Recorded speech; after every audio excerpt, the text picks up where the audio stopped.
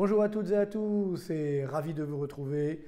Nous allons parler aujourd'hui des perspectives 2025. Que va-t-il nous arriver d'un point de vue économique, d'un point de vue financier, d'un point de vue de notre épargne, de l'emploi, bien entendu, de l'inflation. Énormément de questions. Vous avez été très nombreux à me poser des questions cette semaine, notamment évidemment avec la motion de censure, le gouvernement censuré. Que va-t-il se passer? C'est vrai qu'il n'y a pas eu d'augmentation des taux d'intérêt comme on pouvait le craindre, parce que la Banque centrale européenne est intervenue. C'est assez incroyable, on va voir ça dans le détail. Et d'ailleurs, ce n'est pas très sérieux vis-à-vis des autres pays et c'est même extrêmement dangereux. Nous allons évidemment en parler. Nous allons également voir évidemment les perspectives sur les marchés boursiers, au niveau de la croissance mondiale également. Et puis nous parlerons du Bitcoin. Je vous avais promis effectivement que si le Bitcoin et quand le Bitcoin allait dépasser les 100 000 $, j'allais en parler. Donc évidemment, ça a été le cas la semaine dernière. Donc nous allons là aussi en parler. D'où ce titre, France, Monde, Bourse. Que faut-il craindre ou espérer pour 2025? On aura bien sûr la question de la semaine qui concerne l'évolution des prix du pétrole. Ça continue de baisser. Est-ce que ça va encore baisser? Et donc finalement soutenir la croissance mondiale. On verra ça tout à l'heure. Et puis bien sûr, la bonne nouvelle de la semaine, il y en a une. Vous voyez peut-être à quoi je fais allusion. Elle nous concerne toutes et tous sur notre chaîne YouTube. On va en parler évidemment en fin d'émission. Merci donc encore une fois de votre fidélité. Et nous commençons tout de suite avec donc effectivement cette motion de censure. Sans surprise, elle est passée largement. Le gouvernement Barnier a donc été censuré finalement et donc est en train de partir. On attend le nouveau Premier ministre, mais surtout, c'est vrai qu'il y avait cette crainte d'une augmentation des taux d'intérêt. Alors, c'est vrai que pour l'instant, on a temporisé, mais surtout, et ça c'est assez incroyable, on va voir dans le détail, la Banque centrale européenne est intervenue pour acheter des bons du Trésor français sur le marché secondaire, ce qui a permis donc d'éviter l'augmentation des taux d'intérêt français. C'était d'ailleurs assez incroyable puisque les taux d'intérêt allemands augmentaient et les taux d'intérêt français baissaient alors que nous n'avions pas de gouvernement, que le budget 2025 sera celui de 2024, donc avec un déficit évidemment complètement dramatique. La France sera donc le seul pays de la zone euro qui va donc augmenter son déficit public 3 années d'affilée, 2023, 2024 et 2025. Et malgré cela, aucune sanction. Merci la Banque centrale européenne. C'est vrai que c'est assez incroyable. C'est aussi un petit peu un de ses rôles qu'elle s'est attribué dernièrement. Je pense que Mme Lagarde a évidemment poussé pour que ça se fasse. Les Allemands, pour l'instant, n'ont rien dit, mais il y a des tensions néanmoins au sein de cette Banque centrale européenne. Donc elle a pour l'instant limité les dégâts, mais attention, ce n'est qu'une fuite en avant. Ce que j'écris là, on ne peut pas éviter l'inévitable. Et d'ailleurs, les agences de notation, bon, on ne fait pas trop attention à ce qu'elles disent, mais néanmoins, elles se sont réveillées en disant, notamment Fitch et Moody's, en disant que ce n'est pas possible, que si effectivement la France continue comme ça, eh bien, il faudra dégrader la note de la France. C'est très clair, c'est même plus grave pour Fitch, puisqu'il nous dit que tout simplement, il ne croit plus du tout aux prévisions du gouvernement de réduction du déficit public. Donc, ils n'ont pas voulu réagir dans l'urgence, mais c'est une question de semaine. Peut-être vont-ils attendre Noël, ou du moins après les fêtes, va-t-on dire, donc en janvier. Mais néanmoins, c'est acté. Je pense que clairement, on aura cette dégradation de la note de la France. Et après, évidemment, c'est l'effet pernicieux avec la forte augmentation des taux d'intérêt. Donc voilà, on a gagné du temps. La Banque centrale européenne nous a permis de gagner du temps. Merci à elle, mais je ne sais pas si c'est vraiment une bonne nouvelle, puisque ce que j'appelle ici un aléa moral, comme il n'y a pas de sanctions, finalement, on va continuer. On faut continuer à faire n'importe quoi. Regardez, toujours pas de Premier ministre, toujours pas de gouvernement. On ne sait pas trop comment justement va évoluer le déficit. Enfin, nous, on le sait, puisqu'il va évidemment encore augmenter. Mais pour le moment, il n'y a pas de tension massive sur les taux d'intérêt. Quoique, j'ai envie de dire, parce que malgré l'intervention de la Banque centrale européenne, donc là on voit le taux d'intérêt à 10 ans, donc la dette publique française, donc les obligations de l'État français, on était monté donc même à 3,2 à un moment, on est retombé, donc maintenant au moment où je vous parle, autour des 2,9%, donc malgré l'intervention de la Banque centrale européenne, bien on est toujours autour des 3% de taux d'intérêt à 10 ans. C'est quand même assez énorme. Alors c'est vrai que là aussi, le spread, l'écart de taux d'intérêt avec l'Allemagne s'est réduit. Alors là, on ne le voit pas vraiment sur la courbe puisque c'est un petit peu en gras, mais néanmoins, c'est un tout petit peu baissé. On est monté la semaine dernière à 90 points de base. C'est quasiment un point d'écart entre le taux 10 ans français et le taux 10 ans allemand. Et là, on est autour des 0,80. Donc voilà, là aussi, malgré l'intervention de la BCE, eh bien, globalement, le différentiel de taux d'intérêt reste très élevé, toujours sur des plus hauts, donc depuis l'été 2012, en pleine crise à l'époque des pays du Sud, comme on les appelait, notamment de la Grèce. Donc on voit bien que finalement rien n'a changé. On a évité la Béryzna, mais finalement il n'y a pas eu de tension, je dirais, fortement baissière sur les taux d'intérêt français, malgré encore une fois l'intervention de la Banque centrale européenne. Ça c'est quand même assez énorme. Je le répète parce que vraiment, ce n'est pas dans le rôle de la BCE de faire ça, elle se l'est attribuée, mais clairement c'est très dangereux. On reprend cette ce processus de planche à billets, voilé certes, mais néanmoins il est bien là, et donc ça fera de l'inflation, et surtout ça nous empêche, à nous les Français, d'être face à nos responsabilités. Donc on voit bien ce qui se passe aujourd'hui, c'est ne que gagner du temps, et regardez d'ailleurs, même avec le taux d'intérêt portugais, on est toujours à quasiment 40 points de base d'écart, donc de plus pour le taux d'intérêt français par rapport au taux d'intérêt portugais, et même vis-à-vis de la Grèce. Alors c'est vrai que la semaine dernière, le taux d'intérêt à 10 ans de la France était passé au-dessus du taux d'intérêt à 10 ans de la Grèce, c'était une première historique. Alors là maintenant, voilà, on est exactement pile au même niveau entre les taux d'intérêt, alors parfois la Grèce passe au-dessus, etc., mais si on arrondit, on est vraiment au même niveau de taux d'intérêt, donc encore une fois, ça montre que les investisseurs font davantage confiance en la Grèce qu'en la France, du moins en l'État grec, que dans l'État français pour réduire son déficit public. Et il a bien raison, puisque effectivement il y a des vrais objectifs réalisés de réduction des déficits publics, que ce soit au Portugal, en Grèce, même en Italie. Et malheureusement, ce n'est pas le cas de chez nous, puisque le déficit public, encore une fois, va encore augmenter l'année prochaine. Je pense que cette année, on sera autour des 6,5 voire 7%, et l'an prochain, en pourcentage du PIB, on sera au même niveau, autour des 6,5 à peu près, mais donc en milliards d'euros, évidemment, mais lapsus révélateur, ça générera évidemment une augmentation et donc un niveau record, alors qu'encore une fois, tous les pays de la zone euro réduisent leur déficit. La France, je le répète, parce que c'est quand même assez incroyable, c'est le seul qui continue de déraper sur ses comptes publics. Et donc l'an prochain, c'est vrai qu'on va donc dupliquer le budget de 2024 sur 2025, mais l'année dernière, enfin cette année en 2024, on avait une croissance de 1%. Or, l'année prochaine, justement, on va en parler, on aura une croissance de seulement 0,5%, donc ce qui veut dire moins de recettes fiscales, plus de dépenses publiques, donc plus de déficit qu'en 2024. Et justement, on a eu les derniers indicateurs avancés donc des directeurs d'achat. On avait déjà une première estimation, mais ça a été confirmé. La France est bien la lanterne rouge de l'économie mondiale. Donc c'est ce qu'on voit sur ce tableau. Donc on le voit ici. Vous voyez, donc, alors là, j'ai commencé par le bas. Donc c'est l'enquête des directeurs d'achat. Donc vous connaissez l'enquête. Il y a une barre à 50.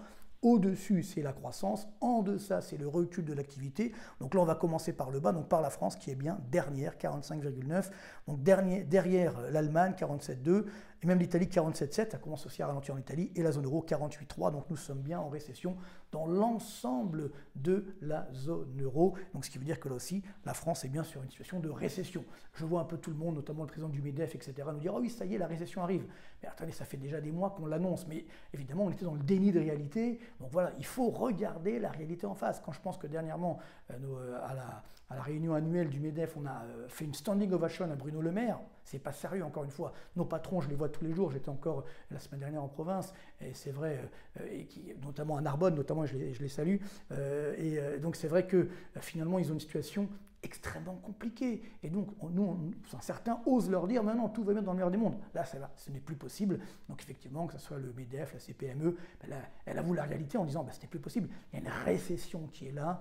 Tous les projets d'investissement ont été gelés, même on est sur une baisse de l'investissement. Merci effectivement à la dissolution, merci à la situation politique française qui est évidemment catastrophique. Donc, ça ne va pas arranger les choses, puisque cette enquête a été réalisée avant la motion de censure. Donc, ce qui veut dire que là aussi, pour le chiffre du mois de décembre, ça va être assez catastrophique. Donc, si on voit d'un point de vue graphique, puisque c'est important de visualiser justement l'ampleur des dégâts, donc là, on a la courbe bleue, c'est le PIB, le glissement annuel du PIB français. Courbe rouge, c'est l'indicateur composite qu'on vient de voir, donc tout secteur d'activité, donc des directeurs d'achat, encore une fois. Donc, c'est pas un sentiment, c'est vraiment une réalité économique. Donc là, on voit bien qu'on pourrait aller sur des niveaux de -2 à -3% de baisse annuelle du PIB français. Donc, c'est une bérésina. C'est-à-dire au 4e trimestre 2024 et au 1er trimestre 2025, une forte baisse du PIB français, donc 2 trimestres consécutifs de baisse du PIB, c'est bien la définition de la récession. Ça fait des mois qu'on l'annonce, alors on voit bien qu'on aurait déjà dû l'avoir en 2023, mais au miracle, le PIB n'a pas baissé, c'est très surprenant, peut-être un jour on aura les vrais chiffres, mais globalement on voit bien qu'il y a un décalage énorme entre les deux courbes, qui est d'ailleurs assez rare, et donc là aussi, on ne pourra pas éviter l'inévitable, ça va devoir arriver inévitablement encore une fois. Alors dans les secteurs d'activité, on a bien sûr l'industrie qui enregistre son 29e mois de récession, donc de baisse de l'activité selon les directeurs d'achat. Donc vous voyez qu'on est très très loin de la réindustrialisation promise par tous nos dirigeants depuis quelques années. C'est évidemment du marketing, mais il n'y avait pas de réalité malheureusement derrière. Et même dans les services, vous voyez là on est largement sous la barre des 50. Là aussi, la récession est bien là. Donc la France est malheureusement en récession et elle va plus mal que l'Allemagne. C'est pour vous dire l'ampleur des dégâts. Alors, ce qui est encore plus dramatique, c'est que la France s'effondre alors que la croissance mondiale s'améliore. Alors justement, on va faire un petit point sur les perspectives. On vient également d'avoir les indicateurs des directeurs d'achat au niveau mondial. Et au niveau mondial, ça s'améliore. Au cours du mois de novembre, on a donc 52,4 pour l'indicateur composite monde. Donc ça veut dire une croissance qui se confirme, vous voyez, autour des 3%. Alors si on regarde le détail des chiffres, évidemment, voilà, on va reprendre depuis le début. Voilà, alors on a pour l'instant numéro 1 en termes d'indicateurs avancés de l'activité, Arabie Saoudite, l'Inde, qui est toujours donc la locomotive de la croissance mondiale, l'Irlande, les États-Unis, qui résistent évidemment toujours très bien. Là aussi, une des locomotives de la croissance mondiale, Émirats Arabes Unis. Ensuite, on descend. Alors, c'est un peu moins bon, mais ça reste sur une croissance sympathique. On va dire autour des 2,5%. Donc, le Brésil, l'Espagne, quoique ça ralentit pas mal en Espagne. La Russie qui remonte d'ailleurs. Bon, certes, un effort de guerre certainement, mais qui remonte un petit peu. Le monde, on vient de le voir. Et la Chine, alors ça, c'est la bonne surprise. On a effectivement une situation chinoise qui s'améliore. Donc, le plan de relance du gouvernement chinois a quand même produit quelques effets, ce qui fait que la Chine va mieux. Mais attention, ne rêvons pas, ça ne sera pas une croissance formidable. On va voir tout à l'heure dans le détail de nos prévisions. Ensuite, on descend, on se rapproche de la récession. Canada, Afrique du Sud, Royaume-Uni, ça c'est vrai, c'est une mauvaise surprise, puisque le Royaume-Uni, qui était sur une croissance forte il y a encore quelques mois, là, ralentit très fortement, vient à 50,5, donc vraiment on frôle la situation de baisse de l'activité. C'est dû notamment à l'augmentation des impôts, parce que là, au Royaume-Uni, il y a eu un budget, donc avec une très forte augmentation des impôts. Alors même s'ils partent de beaucoup plus bas que nous, évidemment, en France, mais les Anglais n'aiment pas du tout ça, et ils ont raison. Donc là, évidemment, ça casse un petit peu le moral des chefs d'entreprise, et on voit que ça se rejaillit tout de suite sur les carnets de commandes, tac, qui baissent. Les indicateurs des directeurs d'achat sont à la baisse. Donc là, attention, au Royaume-Uni, Australie, idem, et le Japon, ça va un peu mieux, mais on est toujours au bord, je dirais, de la récession. Et donc, je ne reviens pas sur les pays en récession qu'on a vu tout à l'heure, donc la zone euro, l'Italie, l'Allemagne et la France. Donc graphiquement, très vite, vous voyez ce que ça donne. D'abord ici au niveau de l'Allemagne, qui est bien en récession, et dans l'industrie, c'est la courbe rouge, et dans les services, c'est la courbe verte. Donc l'Allemagne continue d'avoir cette récession. Évidemment, les élections législatives du mois de février ne vont pas arranger les choses. Il risque d'avoir, là aussi comme en France, un cafarnaum politique. Donc ça va encore aggraver la récession. Là, on a la situation de la zone euro au total. Donc la courbe verte, vous voyez, on est passé sous les 50. Dans l'industrie, donc ça c'est les services. Dans l'industrie, on est largement également sous les 50. Donc il y a bien une récession dans la zone euro. Et d'ailleurs, regardez bien l'indicateur composite. Vous voyez, le PIB, c'est la courbe bleue. Il va bien baisser. On aura bien une baisse du PIB, pas aussi forte qu'en France. Mais néanmoins, le PIB de la zone euro va aussi baisser pendant 2 trimestres, au 4e trimestre 2024 et au 1er de 2025. Donc la récession est également là dans la zone euro. A contrario, aux États-Unis, voilà, ça va de mieux en mieux finalement. Indicateur avancé, c'est la croissance qui se maintient autour des 2,8-3%. Donc ça restera le cas en 2024, donc fin 2024 et surtout en 2025. Donc maintenant, je vais vous montrer, je dirais en quasi-exclusivité nos prévisions. L'exclusivité bien sûr sur le chat YouTube, les prévisions pour 2025. Donc là on est en 2024, alors l'année n'est pas finie mais ce sont des estimations. Voilà, donc on a tout ce qui est en vert, c'est que ça va pas trop mal. Donc bien sûr, États-Unis, 2,8% de croissance. Pareil pour 2025. Chine, 4,5, 4,6. C'est pas génial pour la Chine. Pour nous, bien sûr, c'est très bien.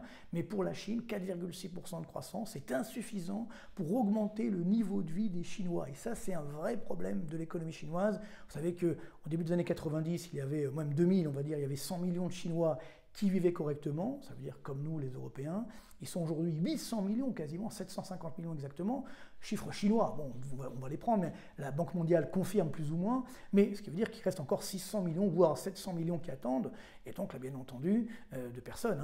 Donc ça veut dire qu'avec 4,6% de croissance, on n'arrive pas à améliorer le niveau de vie des Chinois, malgré le plan de relance, et donc la Chine est bien dans une crise structurelle, donc ça va mettre du temps, elle ne va pas s'effondrer parce qu'elle a des réserves de change, elle a de quoi relancer la machine, mais néanmoins, attention à la Chine, ça ne sera plus la locomotive de la croissance mondiale d'antan, va-t-on dire. Par contre, évidemment, l'Inde, toujours une croissance très forte, 8% à peu près de croissance pour cette année et pour l'an prochain. On voit que la Russie ralentit 3,5-2%, la Suisse, ça va un peu mieux, 1,5-2% chez nos amis suisses, je sais qu'ils sont nombreux à nous regarder, ça va un petit peu mieux, c'est vrai qu'ils ont également souffert, mais finalement il y a une amélioration de l'activité. Le Royaume-Uni, ça va un peu mieux, mais vous voyez, c'est très mou, 1,3% de croissance, ce n'est pas la dynamique habituelle. Le Canada également un tout petit peu mieux, entre 1 et 1,5%. Le Japon, voilà, là on passe dans le rouge, on est sous les 1%. Et bien sûr, la zone euro, 0,6 cette année, 0,7 l'année prochaine. Et surtout la France, regardez bien, on passe de 1% de croissance cette année, parce que je pense qu'on aura une forte baisse du PIB au 4e trimestre. Donc à suivre, on aura les chiffres au mois de janvier, on en reparlera bien sûr. Et surtout l'année prochaine, il y a bien 0,4, allez, 0,5% de croissance s'il y a un miracle au second semestre. Mais pour l'instant, le premier semestre 2025 est déjà foutu malheureusement avec tout ce qui se passe aujourd'hui. Ce n'est pas réglé, ça peut même empirer. Donc on se rend bien compte que malheureusement, la croissance française sera l'une des plus faibles du monde. C'est déjà le cas aujourd'hui, mais ça va continuer sur l'année 2025. Voilà, 0,8% pour l'Italie. Bon, l'Espagne, j'en ai pas parlé, mais ce sera autour des 1,5-2% de croissance. Alors, au niveau mondial, je confirme, 3% de croissance mondiale, et en 2024 et en 2025. Donc c'est bien, mais ce n'est pas non plus formidable. Sur longue période, la croissance mondiale, donc depuis les années 80-90, est autour des 3,5% par an. Donc c'est bien, mais ce n'est pas non plus complètement l'euphorie. Alors, très vite, que se passe-t-il sur le front de l'inflation? Malheureusement, on en a souvent parlé, l'inflation baisse, mais les prix ne baissent pas. Donc l'inflation va rester élevée. Voyons, aux États-Unis, entre 2,5 et 3%, zone euro autour des 2,3%, la France, voilà, autour des 2% d'inflation. Bon, par contre, en Chine, il y a toujours très peu d'inflation, parce que justement, les Chinois veulent limiter cette augmentation des prix, même au niveau mondial. D'ailleurs, ils nous prennent comme ça des parts de marché, un peu au monde entier, un peu plus en Inde, 4,5%, et au Royaume-Uni, autour des 2% d'inflation. On voit que l'inflation n'a pas disparu, ça restera encore 2%, mais ça veut dire que par rapport à 2021, ça sera des augmentations de l'ordre de 18 à 20%. Donc ça reste énorme évidemment depuis 2021, notamment pour la France, qui casse évidemment le pouvoir d'achat. Malheureusement, comme un malheur n'arrive jamais seul, donc il y a cette croissance qui s'effondre, voire la récession qui arrive en France, l'inflation qui reste élevée et le chômage évidemment qui a déjà commencé à augmenter, qui va continuer d'augmenter. Donc là pour la France, on va terminer l'année à 7,8% de taux de chômage de catégorie A évidemment, ça veut dire au moins 16,5% toutes catégories confondues, et pour l'an prochain, on sera autour des 9% de taux de chômage en fin d'année 2025. Vous voyez que c'est quand même assez dramatique. Aux États-Unis, on se maintient à 4,1%. Dans la zone euro, ça augmente également. Idem en Allemagne, mais c'est vraiment en France, avec un taux de chômage de 9%. Là, ça va évidemment faire beaucoup de mal à la société française, avec, comme je l'évoquais la semaine dernière ici même, un taux de chômage des jeunes qui avoisine les 21%. C'est une catastrophe pour le mois d'octobre, malgré toutes les aides qu'on peut avoir. Et malheureusement, ça va là aussi continuer. Donc je suis très triste pour la France. Nos dirigeants nous ont mis là-dedans. Encore une fois, tous les Français sont aussi responsables, mais c'est quand même nos dirigeants, bien entendu, qui nous ont mis dans une situation catastrophique. Et surtout, ils nous ont menti. Ils n'ont pas arrêté de nous dire que tout allait bien, que c'était les 30 glorieuses, qu'on était proche du plein emploi. C'était évidemment un mensonge éhonté. Les chiffres étaient un petit peu bizarroïdes, notamment sur le PIB. Et aujourd'hui, nous payons évidemment cette facture et c'est quand même triste. Je pense qu'il faut dire la vérité, qu'il faut toucher le fond de la piscine et ensuite nous allons pouvoir redémarrer. Pour ceux qui veulent les solutions, parce que vous êtes aussi toujours très nombreux donc à me demander les solutions, je fais plusieurs vidéos, notamment ces 2 derniers mois, avec mes solutions. Elles sont bien sûr toujours disponibles sur notre chaîne YouTube. Alors, on va bien sûr maintenant parler des marchés boursiers, parce que dans ce contexte un peu difficile, notamment pour nous Français, on voit que les marchés boursiers résistent bien, notamment le marché américain. Alors là, évidemment, ça a baissé un petit peu hier, mais on est sur des sommets historiques. Vous voyez, on a atteint 6090 points sur le Standard & Poor's le 6 décembre. Ça ne s'arrête pas. Voilà, ça ne s'arrête pas. C'est complètement incroyable. Alors, il y a pire, ou à mieux, du moins, il y a le Nasdaq. Alors là, le Nasdaq, hier, il a un petit peu baissé, mais si on s'arrête effectivement au 9 décembre, donc on voit qu'on a quand même une augmentation de 94,5% entre fin 2022 et aujourd'hui, quasiment 95% d'augmentation. Alors si on regarde sur longue période, attention, c'est un graphique assez incroyable. Donc sur le Nasdaq, je rappelle que c'est l'indicateur de la bourse, des valeurs de croissance, tout simplement. Alors là, c'est complètement fou parce que j'ai vécu toutes ces périodes, vous aussi certainement, à part les plus jeunes, mais enfin on peut vous les expliquer, bien entendu. On voit bien qu'à l'époque de la bulle Internet, on avait eu un Nasdaq qui avait augmenté de 90 à 2000, de 1100%. Vous voyez, bon après, c'est effondré de quasiment 80%. Là, on a eu la bulle effectivement du numérique avec le Corona, etc., qui a un petit peu boosté. Ensuite, on a eu un effondrement donc de 36%, et puis après, regardez bien, 95% d'augmentation. Si bien qu'au total, si je me compare au plancher de 2009, j'ai quasiment 1400% d'augmentation sur le Nasdaq. Alors c'est vrai qu'il y a une réalité économique derrière, mais c'est quand même des chiffres assez incroyables. Est-ce que ça peut tenir à ces niveaux-là? Ça paraît compliqué, même si Trump est là, même s'il va tout faire pour soutenir effectivement les marchés boursiers, il faut quand même rester prudent. Il y a peut-être des survalorisations, on en reparlera dans les prochaines semaines avec des détails sur la bourse, mais ça reste assez je dirais, pas effrayant, mais disons assez élevé en termes de croissance. Donc il faut être prudent. Hein. Voilà, je pense qu'il y aura effectivement des prises de bénéfices, mais globalement, ça peut encore continuer quelques semaines, quelques mois. Soyons néanmoins prudents. Quand on voit ce graphique sur longue période, ça fait quand même froid dans le dos. Donc c'est vrai qu'on a toujours conseillé d'investir en bourse, mais là, on atteint des niveaux particulièrement élevés. Alors, par contre, si les Américains vont bien, alors nous en France, la bourse ne va pas bien du tout. Vous voyez bien qu'on a cet effondrement. Alors ça va un petit peu mieux. La semaine dernière, il y a eu l'effet de la BCE, évidemment, qui a soutenu l'activité, plus l'effet américain. Donc la bourse du CAC 40, du moins, a repris quelques couleurs. Je vous rappelle que 80% des profits des entreprises du CAC 40 sont faits à l'étranger. Donc bien sûr, le CAC 40 ne dépend pas trop de la situation économique française, mais néanmoins, regardez sur longue période, il y a bien une crise de confiance qui est, je dirais, là à l'égard de la France et qui rejaillit évidemment au niveau boursier. Donc on a bien cette baisse, vous voyez, de quasiment 10% depuis le 15 mai dernier, donc, alors que le Nasdaq et la Standard & Poor's et le Dow Jones battent des records, même le DAX a battu des records. Alors bien sûr, vous allez me dire, si on prend le CAC 40 donc avec les dividendes réinvestis, mais là aussi, nous sommes également en baisse, pas aussi élevé, mais autour des 5% de baisse. Donc ça veut dire qu'il y a un phénomène CAC 40, une inquiétude France, une prime de risque France qui limite évidemment l'augmentation du CAC 40. Et si on compare justement le Standard & Poor's et le CAC 40 en baissant en 2022, début 2022, vous voyez, c'est assez incroyable, surtout sur la fin de période. On voit donc la bourse américaine, c'est la courbe rouge, ça continue de croître, alors que nous, évidemment, ça s'effondre, hein, ça chute fortement. Donc voilà, on a cette variation depuis le 15 mai, 14% pour Standard & Poor's, quasiment moins 10% pour le CAC 40, et depuis le début 2022, 3% de hausse pour le CAC 40, 26% de hausse pour le Standard & Poor's. Donc au moment où je vous parle, le CAC 40 repart à la baisse, évidemment. S'il y a encore des inquiétudes d'un point de vue, je dirais, de la situation économique et politique française, ça ne va pas améliorer la situation. Et d'ailleurs, l'or continue de rester cher. C'est vrai qu'on a frôlé les 2800 $ l'once il y a quelques semaines. Après, ça a un petit peu baissé, mais là, ça remonte. Là, au moment où je vous parle, on est à quasiment 2678 $ l'once. Donc c'est bien ma fameuse poire pour la soif, hein, qui est toujours là, et donc qui permet justement de se protéger contre une éventuelle crise qui arriverait demain, qu'on ne verrait pas, sachant que bien entendu, hein, c'est la première fois qu'on voit cette évolution de concert entre la flambée boursière et la flambée de l'or. C'est vrai que c'est assez incroyable, ça montre bien qu'il y a beaucoup trop de liquidités sur les marchés, donc les investisseurs se disent allez, on met sur la bourse, parce que sur le long terme, c'est assez rentable, il y a des dividendes, etc. Mais on met quand même sur l'or pour se protéger en cas de coup dur. Donc ça montre bien qu'il y a une grande inquiétude, malgré tout, des investisseurs, mais ils profitent simplement d'un excès de liquidité qui est toujours là depuis notamment le coronavirus et qui continue aujourd'hui. Alors, il y a encore plus fort que l'or, j'ai envie de dire, c'est évidemment le Bitcoin. Alors là, il y a un effet Trump, bien entendu, puisque Trump, d'ailleurs, il a dit lui-même, hein, vous pouvez me remercier, entre guillemets, voilà, pour tous les, je dirais, les aficionados du Bitcoin. C'est vrai que, alors, évidemment, j'ai déjà fait mon mea culpa, mais je le refais. C'est vrai que quand on voit cette évolution, elle est incroyable. Alors bon, il y a une très très forte volatilité. Hein. N'oubliez jamais le couple rendement-risque. Quand il y a un rendement élevé, évidemment, il y a un risque élevé. Mais là, voilà, on est monté jusqu'à 101 240 $ le 8 décembre. Là, ça baisse un petit peu. Au moment où je vous parle, on est à 97 500 $. Donc la volatilité, ça va très vite parce que certains se disent, bon, les 100 000, ça va monter à 200 000. Peut-être, mais encore une fois, on ne le sait pas, hein, très, très clairement. Et donc, je m'excuse encore une fois à ceux que j'ai dit que ce n'était pas peut-être une bonne idée d'acheter du Bitcoin.